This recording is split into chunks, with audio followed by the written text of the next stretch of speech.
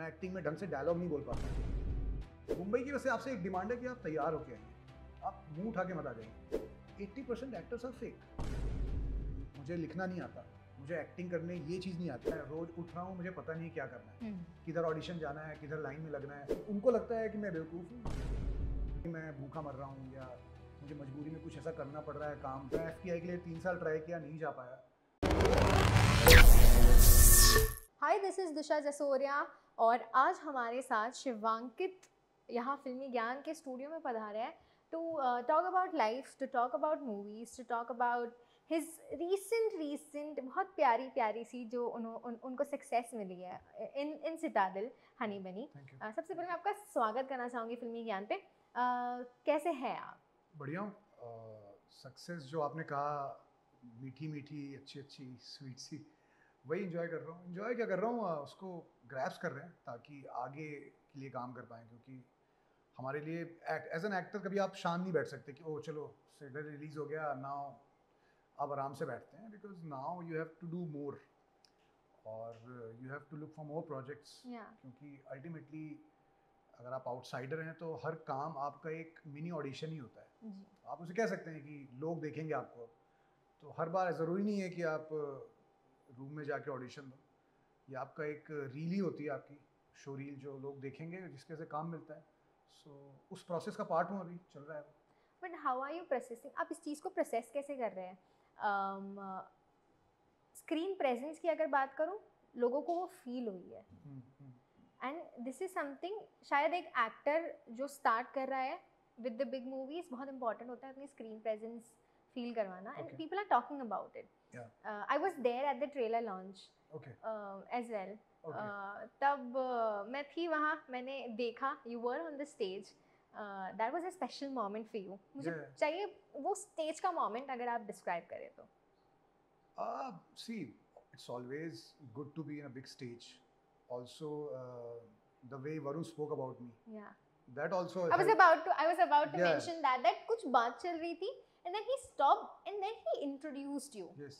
Trust me, not many actors does that. Yeah, मैंने पहले ही और भी कई जगह इंटरव्यूज दिया, उसमें लोगों ने अगर ये सवाल पूछा तो मैंने यही बोला कि वो वरुण का बहुत बड़प्पन है और बहुत सिक्योर स्पेस से आता है वरुण। आई थिंक इसलिए उसने ये बोला, और बहुत रेयर होता है ये। आपने सही कहा कि हर किसी के बस का होता है नहीं। It's a very easy thing to do but still people don't do it. Yeah, exactly.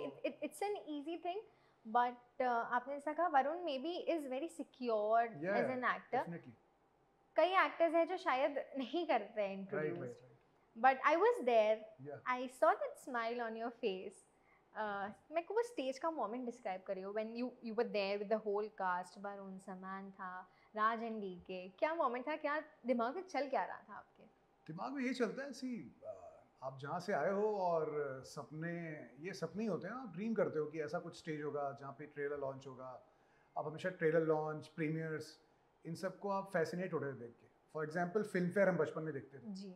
तो वैसी सही सारी चीज़ें होती हैं जहाँ फैसिनेट होते हो, क्योंकि आप जो आपने बचपन में एज अ टीवी में देखा है चीज़ें, तो उन चीज़ों से फैसिनेशन होता है. बट सच बताऊँ, एक बार जब वो होने लगती है ना, तो फिर वो नॉर्मल लगती हैं, फिर वो आपका जीवन का ही पार्ट लगती हैं. इट्स नॉट लाइक आप बहुत ज़्यादा ओवरवेल्म्ड नहीं होते हो, क्योंकि वो आपकी लाइफ का पार्ट बनने लगता है ना, तो फिर आप उसे नॉर्मली बिहेव करते हो. वो अच्छी बात है, आप उसको अगर नॉर्मली ही लें, आप बहुत ज़्यादा ओवरवेल्म ना हो जाएं उस चीज़ को लेके, तो वो बेटर होता है. और लकीली मेरे साथ वही होता है कि the moment it's happening, it's normal for me. I don't get excited about it.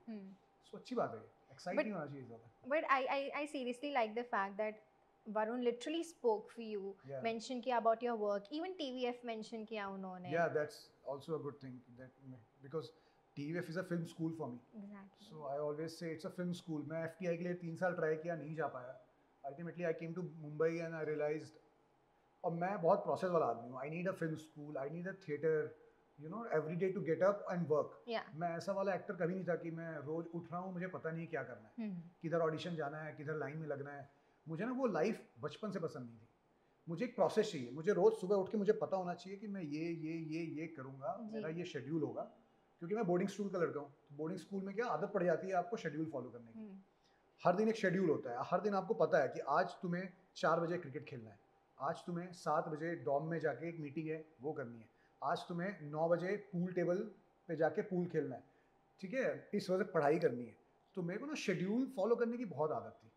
तो मेरे लिए जब मैं बॉम्बे आया तो मैं बोला यार ये तो मैं नहीं करूँगा कि मैं सुबह उठ रहा हूँ और मुझे पता ही नहीं है कि मैं आज क्या करूँगा. देन आई जॉइन TVF, क्योंकि TVF में वही प्रोसेस था. जी. You have to go to office, you have to sit on scripts, you have to write jokes, then शाम को नरेट करना है. तो वही जब प्रोसेस फॉलो की ना, तो वो आई थिंक उस चीज़ की वजह से ये अच्छा लगता है कि चलो सुबह उठ के काम कर रहे हैं, प्रोसेस फॉलो कर रहे हैं. बट ये जो भी चीज़ हुई है आई गेस ये तभी पॉसिबल है जब आप एक रिश्ता शेयर करते हो उस सामने वाले इंसान के साथ. Right. And I guess with you both it is more of a brother kind of bond. That also happened because of the character. ऐसा था तो जी. हमें बोला भी गया था कि उस तरह से बॉन्ड रखो, और वो वरुण की तरफ से बहुत ऑर्गेनिकली आया वो, तो हम लोग उस तरह से बॉन्ड कर पाए. एंड वही जो मैंने कहा कि मैंने बहुत सीक्रेट शेयर किए वरुण को जो उनके पास ही है. एक सीक्रेट हमको भी शेयर कर दीजिए. कोई ऐसा कोई सीक्रेट नहीं है, कुछ कहानियां हैं हमारी जो मेरा जो सामना हुआ इंडस्ट्री के लोगों से कभी कभी, तो मैंने सिर्फ वरुण को बताया कभी कभी छोटी मोटी चीज़ें. जैसे हम लोग क्या करते हैं, हम लोग स्पूफ्स करते थे TVF में काफ़ी जी. तो वहाँ पे हमने काफ़ी सेलिब्रिटीज़ पे सटायर किया है, जोक्स लिए हैं, वरुण पे भी लिए हैं थोड़े बहुत. तो वही मैं वो इनसाइड पूछता था कि तू क्यों ऐसी बातें करता है, कहाँ से आता है तेरे दिमाग में ये. और तो वरुण को ऐसा लगता है कि मैं बहुत बड़ा क्रिटिक हूँ सिनेमा का. ना ऐसा नहीं है, मैं इंजॉय करता हूँ, मैं हूँ डेविड धवन वाली सिनेमा से ही आता हूँ मैं भी. सो मजाक उड़ाना हमारा काम है, हम वो करते हैं. तो वैसे बॉन्डिंग खुली हमारी, बिकॉज उसको मज़ा आता है कि हम लोग जोक्स लेते हैं इंडस्ट्री पे. क्या ये पहले मीटिंग की ही बातें थी या लकीली मुझे वरुण ने एस्पिरेंट वगैरह देख रखा था. और वो जो हमारे जो स्केच की जो ह्यूमर होता है ना, कुछ कुछ मैं करता था जो TVF और TSP में, वो रील्स जो आती थी वो कट के वरुण यूज्ड टू सी. और वरुण ने फिर एस्पिरेंट में देखा हुआ था, तो ऐसा नहीं था कि वो मुझे जानते नहीं थे, वो मुझे जानते थे, मिले हम तो उसके बाद फिर बॉन्डिंग शुरू हो गई. ऐसा. बट अगर शूटिंग एक्सपीरियंस की बात करूं, whenever you are working with a star, आप हमेशा देखते हैं कि आपके आजू बाजू जितने भी, it's not just with the star but जितने भी साथी हैं, आप कुछ ना कुछ उनसे लेने की ट्राई करते हो. शायद एज एन एक्टर आप उस खोज में रहते हो कि शायद इस इंसान से मैं ये क्या ले सकती हूँ, शायद मैं ये इंटरव्यू के बाद ये सोचूंगी कि मैं शिवांकित से क्या ले सकती हूँ. What is that one take away आपने वरुण मे बी समहांता से कभी कोई इंटरेक्शन हुआ है, what was that one take away, it could be professional, it could be personal, which you have taken from them? From Samantha, the biggest thing was, spite of her health issues, the kind of action she did, आप सबने देखा है. So वो बहुत commendable है. I think वहाँ से सीखना चाहिए आपको कि एक वक्त के बाद आप अपने वो जो इश्यूज हैं उसको कैसे साइड में रख के आपका प्रोफेशनल जो है कमिटमेंट वो आप कैसे फॉलो करते हो, कैसे करते हो. एक तो वो चीज़, शी इज़ अ फाइटर, वो फाइट आपको समझ में आएगी कितनी ज़रूरी है और कैसे कर सकते हैं आप. और दूसरी चीज़ जो वरुण से मैंने सीखी कि क्योंकि वरुण इंडस्ट्री से आते हैं जी. उन्होंने फेलियर सक्सेस घर पे देखा है, फिल्मों के बॉक्स ऑफिस रिपोर्ट देखी है उन्होंने, तो शायद वो उनकी एक सीख है, वो शायद उनके पिताजी से आती हो, कहीं से भी आती हो. ये चीज़ मैंने गौर की कि सेट पे उन्हें पता है, क्योंकि वो फिल्म बैकग्राउंड से आते हैं, एक डायरेक्टर के बेटे हैं, उन्हें पता है कि फिल्म डिपार्टमेंट में एक स्पॉट बॉय, एक रनर, एक आपको चाय जो पिलाता है, ठीक है, और आपका जो कैमरा उठा के लाइट लगाता है, वो सारे लोग कितने इंपॉर्टेंट हैं. सिर्फ एक्टर के खड़े हो जाने से और डायरेक्टर के कैमरा लगा देने से फिल्म नहीं बनती है. ये हमें मतलब जनरल पब्लिक को लगता है जो अवार्ड शो देखती है अपने छोटे शहरों में देख के. लेकिन क्योंकि वो उस बैकग्राउंड से आते हैं, उस सिनेमा बैकग्राउंड से आते हैं, उन्होंने सब कुछ ये देखा है, तो उनको हर एक इंसान की सेट पे वैल्यू है. वो एक बहुत अच्छी बात है. आई थिंक वो हर आउटसाइडर को सीखनी चाहिए, क्योंकि कई बार ना आउटसाइडर ही गलती करते हैं कि वो सेट पे बदतमीज़ हो जाते हैं इन लोगों से या उन लोगों से.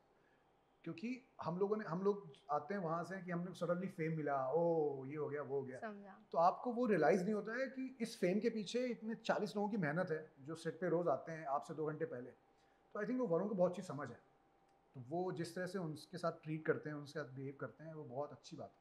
वदर हम पता है शायद बहुत बात नहीं करते हैं प्रोसेस की. What is the process, set का क्या प्रोसेस रहता है, क्या रहता है. Were there any vulnerable moment आपने एक्सपीरियंस किया while you were shooting any scene? It could be you getting overwhelmed, it could be Varun or Samantha getting overwhelmed about the particular scene. Yeah, actually. क्योंकि पता है कभी-कभी sorry but कभी-कभी शायद personal life में कुछ चल रहा होता है, you can कभी-कभी ऐसा होता है कि you are relating it to the scene which you are performing. कभी-कभी it hits you. Right. And then those vulnerable moments वो रह जाते हैं। कभी कुछ ऐसा सेट पे एक्सपीरियंस हुआ था which moved you completely? Frankly ऐसा तो कुछ नहीं हुआ, ओवरवेल्म इसलिए था मैं क्योंकि एक्शन कर रहे थे हम। और जैसे मैंने आप ट्रेलर लॉन्च में थे, आपने सुना होगा कि एज अ किड आपको बाइक्स, आपने बचपन से देखा है ना, bike, guns, agents, shooting each other, है ना, गुंडे मार रहे हैं, आप ये सब कर रहे हैं। तो वो बेसिक है यार, मतलब आप फ्रेंच सिनेमा देख के तो बड़े हुए नहीं हो, आप तो यही सब देख के बड़े हुए हो ना। बाद में आप एक्सपोज हुए हो, फ्रेंच सिनेमा भी है, subtle way of cinema, Spanish cinema भी है, ये भी है, हॉलीवुड भी है। उसके पहले तो आप यही सब देख रहे थे। तो वो हर बच्चे का सपना होता है जो पूरा हुआ पहले दिन, जब मैं बाइक मेरे हाथ में आई और मैं बाइक चला रहा था और मुझे गन चलानी थी पलट के। Then that day I felt like an agent. और वो मेरे लिए, वो बहुत छोटा सीन है, वो आके ऐसा जाता है एक्शन में, बट मेरे लिए बहुत बड़ा मोमेंट था क्योंकि वो as a childhood dream follow हो रहा था कि बाइक में गन चलाते हुए और मैं एजेंट हूँ, you know, typical James Bond और टॉम क्रूज जैसा, इथन हंट वाला। Good feeling. सो वो आई थिंक वो एक बच्चे का सपना पूरा हुआ ना, वैसा वाला है, बचपन से जो देखा था, तो वो बड़ा अच्छा मोमेंट था मेरे लिए, अंदर से बड़ा अच्छा लग रहा था। मैं नहीं कह रहा हूँ कि बहुत लंबा सीन आया वो, बट जो भी था मेरे लिए बहुत बड़ी चीज़ थी वो। शायद as an actor it was very satisfying for you.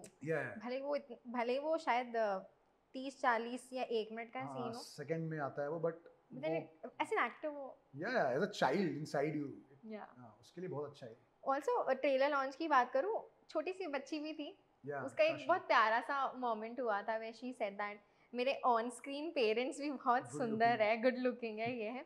उससे कोई इंटरेक्शन हुआ आपका? हाँ, अरे she is so smart, she is so smart. और मैं थोड़ा ना घबराता हूँ बच्चों से बात करने में। क्यों? मतलब मैं बच्चों से फ्रेंडली होने में मैं थोड़ा ऐसा, मुझे समझ नहीं आता इनसे क्या बात करूँ, तो मैं थोड़ा घबराता हूँ बच्चों से बात करने में। और बट उसने कंफर्टेबल किया मुझे, वो इतनी स्मार्ट है ना कि फिर उससे डर नहीं लगता कि वो, क्योंकि उसको समझ में आता है सब कुछ, हम क्या बोल रहे हैं, क्या जोक ले रहे हैं, और वो जोक्स को रिस्पॉन्ड करती है। आप उसे कुछ बोलो तो वो रिस्पॉन्ड करके, हाजिर जवाबी बड़ी अच्छी है उसकी। तो मैं, उसने बल्कि कंफर्टेबल किया मुझे बात करने में। तो उल्टा होता है ना, जल्दी आप कंफर्ट करते हो बच्चे को, बच्चे ने मुझे कंफर्ट किया कि मैं उससे बात कर पाऊँ। सेट की बात करूँ, कोई प्रैंक खेले आपने while you guys were shooting, या कभी कुछ? नहीं यार, टाइम ही नहीं था प्रैंक खेलने का हमारे साथ।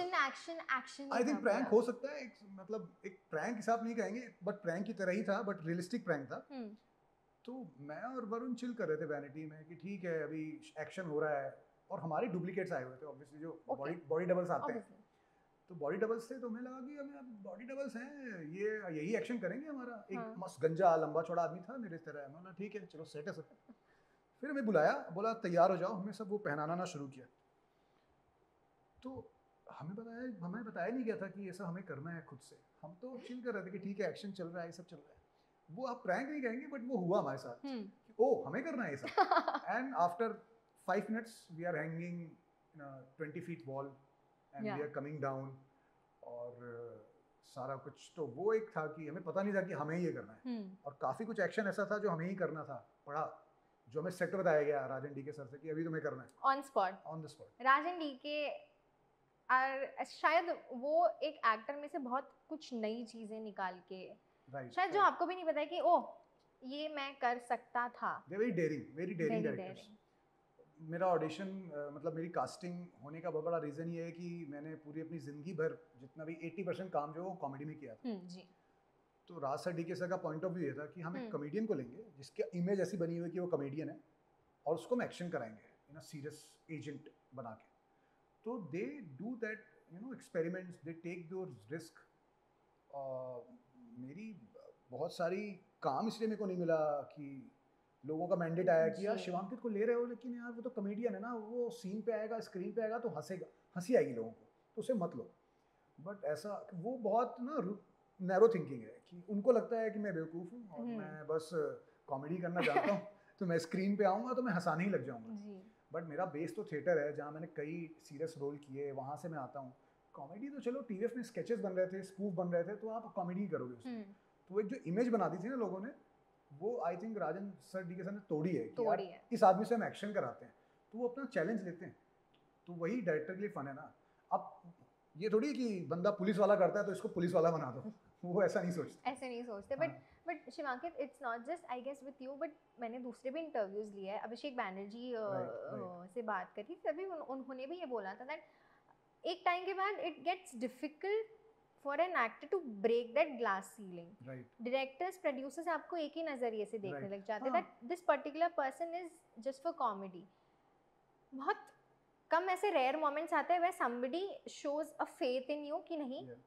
ये इंसान ये चीज शायद कर सकता है, then you break the glass ceilings through your performance and you did it so well. और शायद आगे जाके और हाँ, बढ़िया. उसकी ट्रिक ये है कि एक्टरों को एक्टरों से दोस्ती कम करनी चाहिए, डायरेक्टरों से ज़्यादा करनी चाहिए. क्योंकि आप एक्टरों से एक्टरों को दोस्ती, मुझे पता है कि ठीक है तू नेगेटिव भी कर सकता है, तू विलन भी अच्छा है, तो कॉमेडियन भी अच्छा है, बट ये डायरेक्टर को पता होना चाहिए. जी. क्योंकि एक्टर आपको काम नहीं दे रहा है, आपको Exactly. डायरेक्टर कास्ट कर रहा है.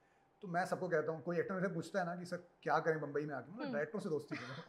एक्टरों के साथ कॉफी पीने का कोई पॉइंट नहीं है. कोई पॉइंट नहीं है एक्चुअली. ऑल्सो इम्प्रोवाइजेशन की बात करूँ, since comedy is an element as well, Varun knows humour really well. क्या आप दोनों का डिस्कशन हुआ था कि इधर बीच में थोड़ा कॉमेडी कुछ ट्राई करते थे बट डिड इट वर्क?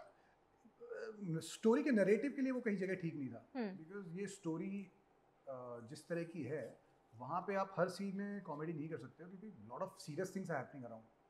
तो उसमें एक ह्यूमर सटल रह सकता है, but you can not go slapstick way और that humour you can't do that. वो जो ह्यूमर है ना मेरा और सोहम का, हम लोग जो कार एक्सीडेंट होता है हम लड़ते हैं, उस तरह का ह्यूमर आप ऐसी सीरीज में बहुत लिमिटेड ही कर सकते हो. और वो इम्प्रोवाइज था और ऑन द सेट डिसाइड हुआ कि ऐसा कोई सीन, वो लाइनें लिखी नहीं थी, राज सर डीके साहब हमारे बैठे हमारे साथ इम्प्रोवाइज किया और वो सीन क्रिएट किया गया ऑन द सेट. तो वैसा था, तो वैसी चीज हुई थी. But right. I am definitely sure on screen जो इतनी बॉन्डिंग दिख रही है, वो ऑफ स्क्रीन जो बॉन्ड शेयर किया है, इट हेल्प्ड यू नेचुरली वो एक स्क्रीन पे वो चीज़ दिखाना. But also very curious, Varun as a fatherhood he is experiencing, कभी आपने कोई झलकी देखी एज अ फादर उनकी? देयर सम सॉर्ट ऑफ क्या कह सकती हूँ, a glimpse of Varun as a father? उस वक्त तो ऐसा मुझे पता नहीं था, न्यूज़ तो बाद में आई है जो भी है. तो उस वक्त क्योंकि ऐसा कोई सीन नहीं था जहाँ पे वरुण का वो जो फादरली वाला कैरेक्टर है मैं उसके साथ हूँ. वो क्योंकि कहीं भी मेरा ऐसा कोई सीन नहीं है जहाँ पे वरुण और नादिया का सीन साथ में, मैं वहाँ पे हूँ नहीं.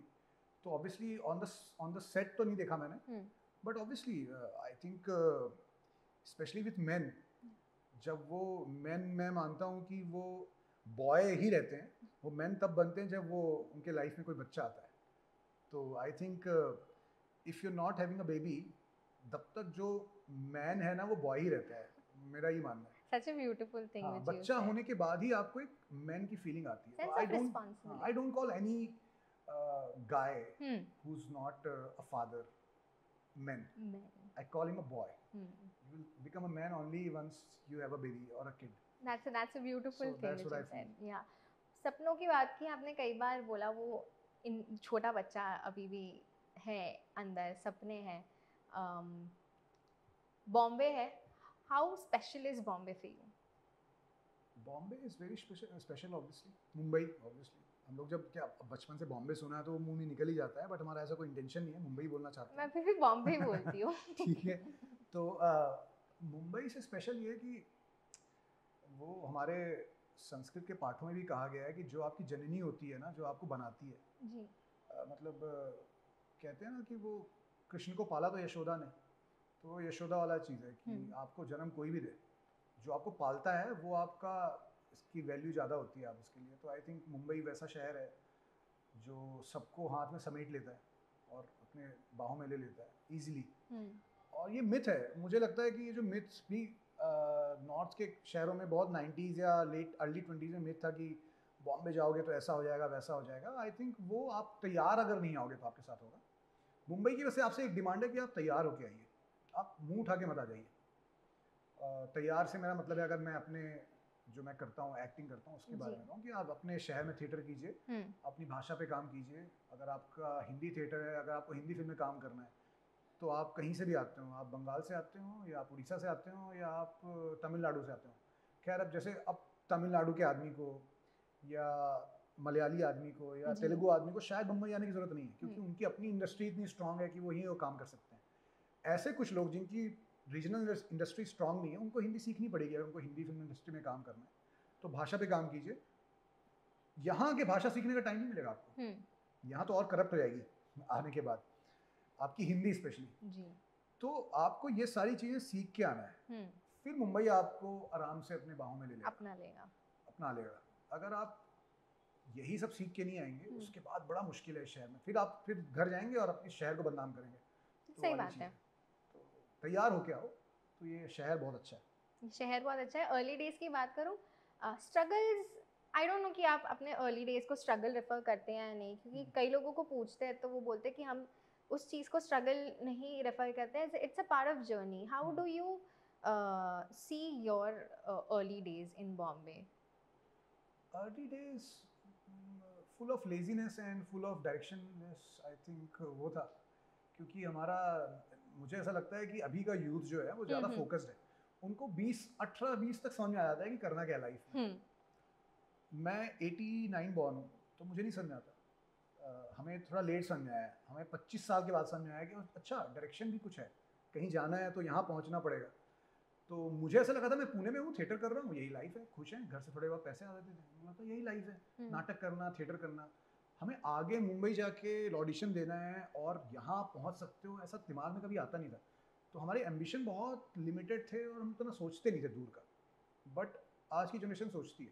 तो मैं आया तो सच बताऊँ तो वैसा मैं भी स्ट्रगल ही नहीं कहूँगा, क्योंकि स्ट्रगल हुआ नहीं ऐसा बहुत। स्ट्रगल थे क्राफ्ट वाइज, कि क्राफ्ट सीखना कैसे है। मुझे लिखना नहीं आता, मुझे एक्टिंग करने ये चीज़ नहीं आती, मैं एक्टिंग में फेक करता हूँ, मैं एक्टिंग में ढंग से डायलॉग नहीं बोल पाता हूँ, जो भी चीज़ें, क्राफ्ट पे स्ट्रगल था, बट लाइफस्टाइल स्ट्रगल नहीं थे ज़्यादा मेरे साथ पर्सनली। ऐसा कुछ नहीं था कि मैं भूखा मर रहा हूँ या मुझे मजबूरी में कुछ ऐसा करना पड़ रहा है काम जो मुझे नहीं करना चाहिए, तो ऐसा कुछ नहीं था।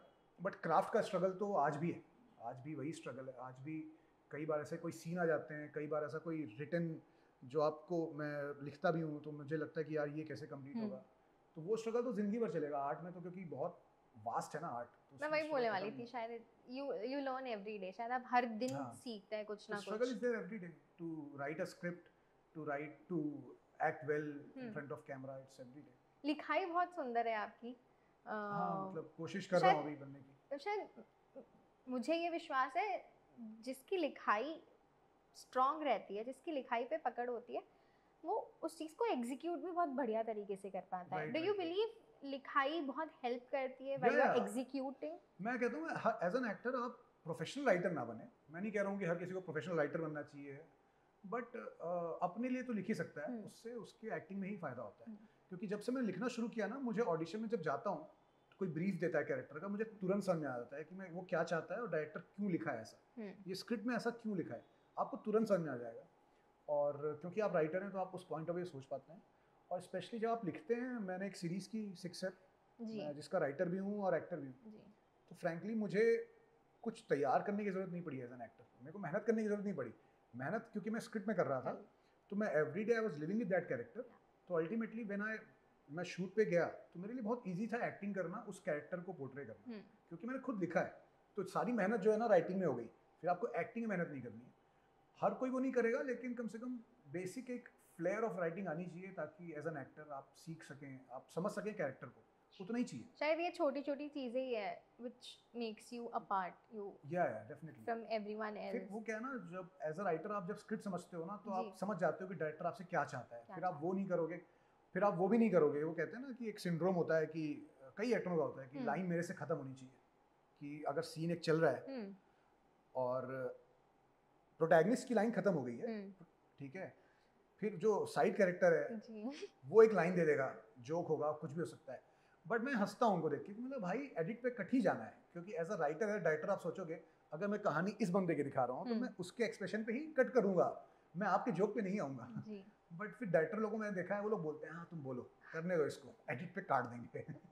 तो ये एडिट पे कटना, अब एज एन एक्टर आपको ये समझ आता है कि एडिट पे क्या रहेगा क्या कटेगा। तो आप फालतू की ओवर एक्टिंग नहीं करते हो सेट पे कि 4 लाइन एक्स्ट्रा बोल दी, आपको पता है यार प्रोटैगनिस्ट की कहानी है, वहीं पे रुक जाएगा वो। जी मिमिक्री की बात करूं, आपका तो मतलब ऐसे शायद दाएं बाएं कोई भी हाथ का खेल है शायद, this is something which is very natural.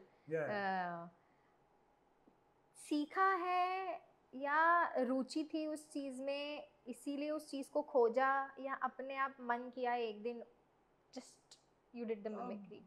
पता नहीं, मैं थोड़ा ऐसा, ये नेचुरल है, मैं कभी मेहनत कभी किसी चीज़ को पकड़ने की मेहनत तो नहीं की इस चीज़ में, बहुत नेचुरली आ गया वो।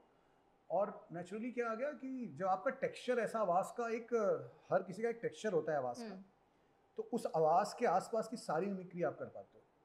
जैसे मेरा जो टेक्सचर है, मैं सर्टेन 10-11 लोग हैं जिनकी कर पाऊंगा, मैं हर किसी की नहीं कर पाऊंगा।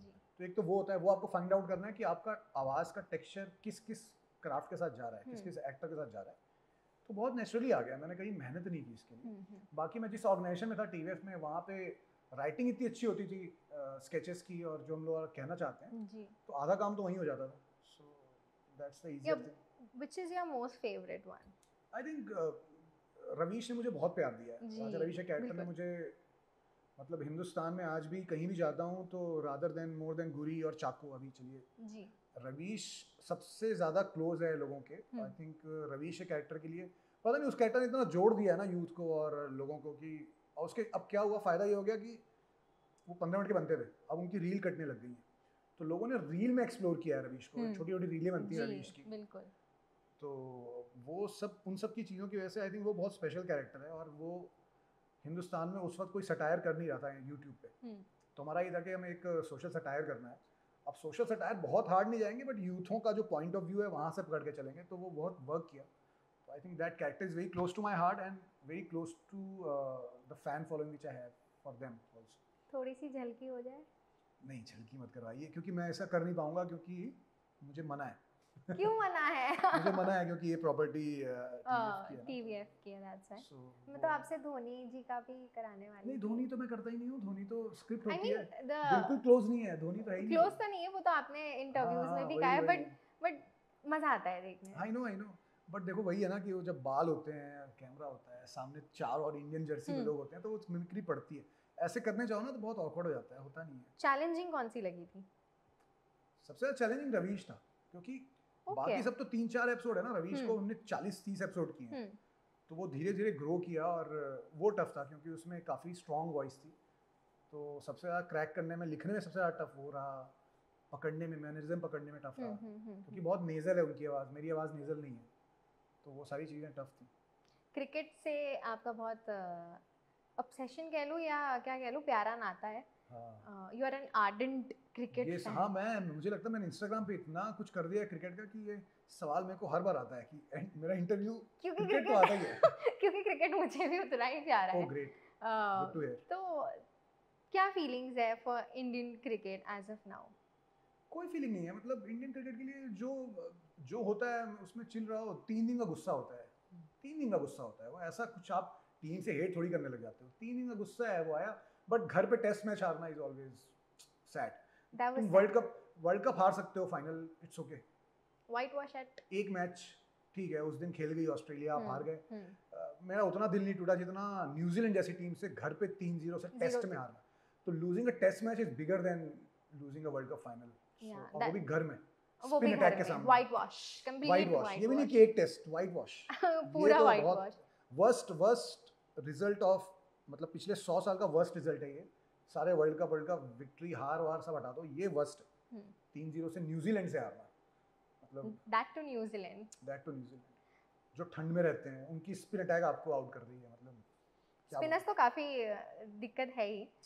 अभी VGT है, VGT के लिए are you looking for? Better ही खेलेंगे, VGT में स्पिन उतना नहीं है, एक ही बॉलर है उनके पास, नेथन लियोन। आई थिंक ठीक है, वो वही है बस, ऐसा कुछ वहाँ एक हाथ से टर्न नहीं होने वाली बॉल। हम लोग better spin, fast bowling better ही खेलते हैं।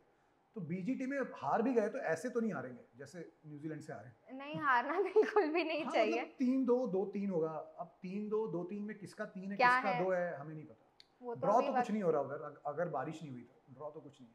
Who's your favorite cricketer अभी के? मतलब जो खेल रहे हैं उसमें इंटरनेशनल, मैं तो मोस्टली बॉलर्स का फैन हूँ। MS धोनी की तो अलग एक जगह है जी, but Jasprit Bumrah and Pat Cummins and Jasprit Bumrah, these two, Jasprit Bumrah and Mohammed Shami. So तीनों फास्ट बॉलर, ये 3 टॉप फास्ट बॉलर है मेरे लिए अभी, तो ये तीनों बेस्ट। और इंडियन बैट्समैन अभी तो किसका ही नाम लूं, Jaiswal. I think he is the best right now. Yashasvi Jaiswal, या अभी सबसे ज्यादा ट्रस्ट उस पे ही है मेरा। क्या आप कहना चाह रहे हैं आपको हमारे विराट और रोहित पे भरोसा नहीं है? भरोसा है, बीजीटी में ज़्यादा भरोसा है, बट इंडियन स्पिन क्यों नहीं खेल पा रहे हो, समझ में नहीं आ रहा। वो तो हमें भी समझ नहीं आ रहा है। बट महेंद्र सिंह धोनी की बात करूं और आईपीएल की बात करूं, आईपीएल में CSK is your favourite team? या डेफिनेटली, जब तक एमएस धोनी उसमें है तब तक सीएसके रहेगी, उसके बाद मुंबई हो जाएगी। उसके बाद मुंबई? हाँ, उसके बाद मुंबई हो जाएगी, मुंबई में रहते हैं। हम्म। तो सिर्फ मैं मुंबई को सपोर्ट इसलिए नहीं कर पा रहा हूँ क्योंकि धोनी खेल रहे हैं। जिस दिन धोनी ने संन्यास ले लिया उस दिन शायद 20 साल बाद तो जिस दिन धोनी ने संन्यास ले लिया मैं मुंबई का हो जाऊंगा, बट जब तक वैसा है। आपके साथ कभी ऐसा हुआ है कि सपोज एक, I don't know if you look up to Mahendra Singh Dhoni और not, but when you look up to a cricketer और beat any of the ideal, आप कभी कभी कुछ चीज़ें, जैसा कि मैंने कहा एक्टर्स हमेशा खोजते हैं कि ये चीज़ शायद एक ले ले, right.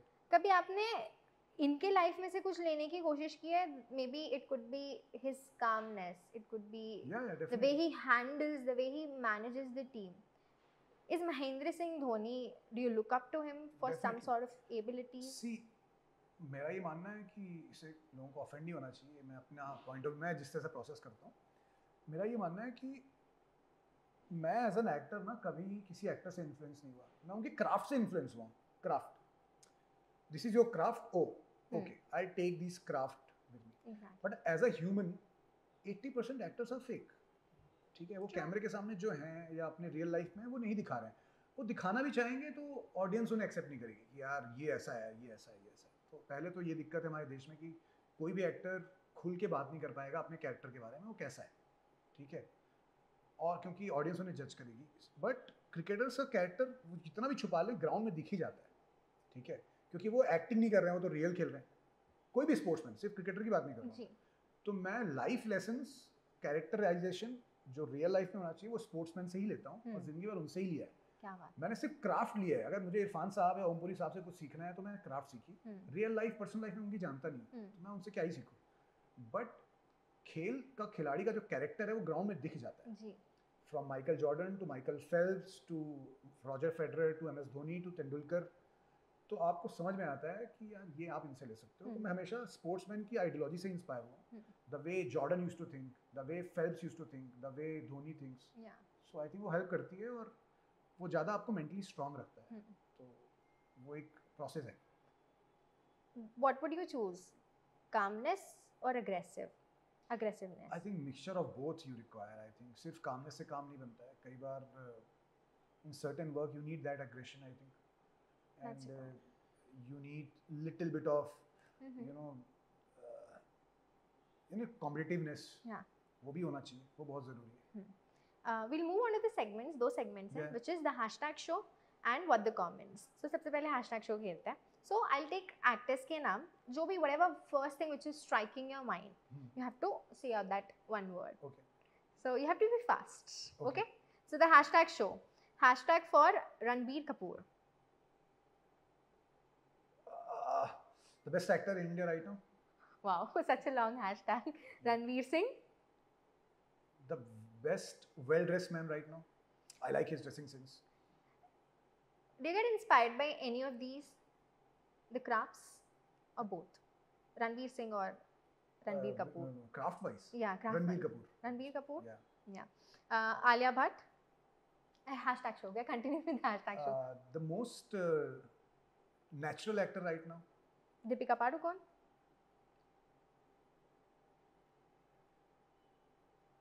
The most stylish actor right now. Varun. The action hero right now. I think his Baby John is also coming soon. Yeah. Samantha. The Warrior. Shah Rukh Khan. The funniest man right now. मिले हैं आप उनसे? जी, मिला नहीं, मतलब communicate नहीं किया है, बट आंखें, नजरें मिली हैं बस. झलक नजरें मैंने मिली हैं. एक स्केच लिखा था टीवीएफ का, इसमें वो एक्टिंग कर रहे थे. जी. हाँ, मैं राइटर था, वो एक्टर था. वैसा देखिए आप. दूर से आपने उनको. हाँ, मतलब मैं था तो मैं उनकी वैनिटी में भी गया था नरेट करने. बस ऐसा एक बस ऐसा गया, आ गया वैसा. वो पल शायद उतना ही वो कीमती रहता है हर एक्टर के लिए, शायद हर हिंदुस्तान में जितने भी लोग हैं. He's the funniest, most quirkiest and most smart human being I ever come across. Is it? Yeah. We all know about his humor. Yeah, that's what. We all know मतलब about ऑब्वियसली his पर्सनली नहीं, मतलब जितना मैंने देखा है जी। वैसे क्या। Salman Khan the coolest hero. And lastly to Shraddha Kapoor. The cutest heroine.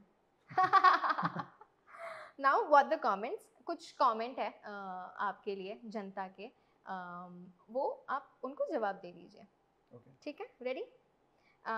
Shivankit, aspirants आपके लिए कितनी प्यारी है द कैरेक्टर ऑफ घूरी? एस्पिरेंट प्यारी इसलिए क्योंकि it's my first project which जिसने ये पोर्ट्रे किया कि मैं अदर देन कॉमेडी कुछ कर सकता हूँ, तो मुझे वो एस्पिरेंट का मौका मिलना बहुत ज़रूरी था।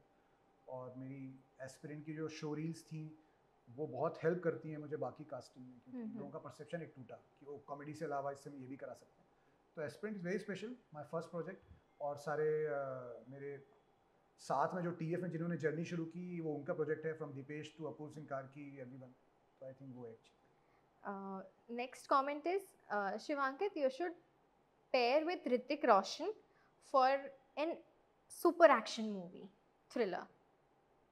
तो इसके बारे में मेरा क्या, मैं अपना You just have to react. I mean, okay, would you like to? Would you want to? yeah, if Tiger's date are not free, I'm always there. I think क्योंकि अभी तो टाइगर उनके साथ है जो भी फिल्म आएंगी, क्योंकि हर फिल्म में टाइगर तो रहता ही है ना, ऐसा कुछ फिल्म आती है एक्शन वाली तो अगर टाइगर की डेट्स नहीं है तो आज available. This is so good answer. And the last one is Shivankit, set space, is Samantha more humorous or she is like a very serious kind of actor? She is humorous, obviously. She is humorous. But मेरा उतना communication नहीं हुआ, but जितना मैं दूर से भी सुना हूँ तो she is humorous, obviously. She is humorous. Yeah. Lastly मैं चाहूँगी कि आप एक बहुत प्यारा सा मैसेज दे अपने फैन को। सिटाडेल रिलीज हुई है, they are pouring all sort of love, blessings to you. तो मैं चाहती हूँ कि आप एक बहुत प्यारा सा मैसेज दे कि प्यार वैसे ही देते रहे। Okay. So guys, thank you so much. First of all, जिसने सिटाडेल देखा है, जो अभी नहीं देखे उनके लिए मैं कह रहा हूँ कि प्लीज़ जाके देखिए, और उसमें आपको बहुत सारा एक्शन मिलेगा। और दूसरी बात ये है कि मुझे काफ़ी मैसेजेस आते हैं आपके इंस्टाग्राम में, मैं सबको रिप्लाई नहीं कर पाता हूँ ऑब्वियसली, क्योंकि बहुत सारे मैसेज हैं। बट जो भी ये देख रहा है, जिन्होंने मैसेज किया है, उनके लिए ये कहना चाहता हूँ कि बहुत बहुत शुक्रिया इतना सारा प्यार देने के लिए। एंड और भी आगे बहुत सारी चीज़ें आने वाली हैं, सिक्सर आने वाला है, और भी चीज़ें आएंगी जिनका आप वेट कर रहे हैं, तो keep watching. Thank you so much. मैं बोल रही थी, आपने बोला कि आगे भी बहुत सारी चीज़ें आने वाली है, और जैसे मैंने ऋतिक रोशन का भी मेंशन किया, क्या पता है कि एक्शन मूवी आ जाए, you never know. He is done a brilliant action ये हनी बनी में, and I Disha Jasoria and फिल्मी ज्ञान wishes you all the best.